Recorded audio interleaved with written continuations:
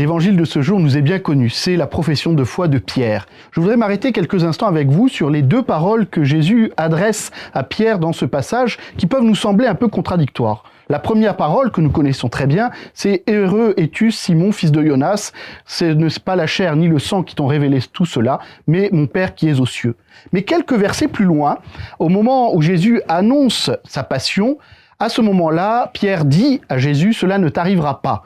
Et la réponse de Jésus peut nous sembler étonnante. « Passe derrière moi, Satan, tu es d'une occasion de tentation pour moi, tes pensées ne sont pas celles de Dieu, elles sont celles des hommes. » On pourrait se dire que les deux paroles sont en opposition, mais en soi, pas totalement.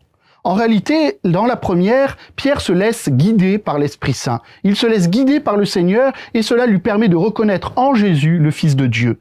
Mais il n'a pas compris que ce Fils de Dieu est celui qui doit s'offrir sur la croix. Il est encore avec ses raisonnements humains. Et ces raisonnements humains sont sans doute en relation avec les tentations que Jésus peut subir durant son ministère public, celui de ne pas aller vers la passion et vers la croix.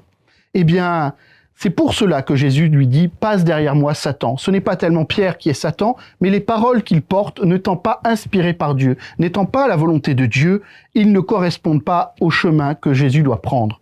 Nous aussi, nous devons accepter chaque jour de laisser la parole de Dieu nous guider et non pas chercher la volonté des hommes, mais la volonté de Dieu. C'est un chemin difficile. L'apôtre Saint Pierre en a fait l'expérience. Nous en faisons nous aussi l'expérience.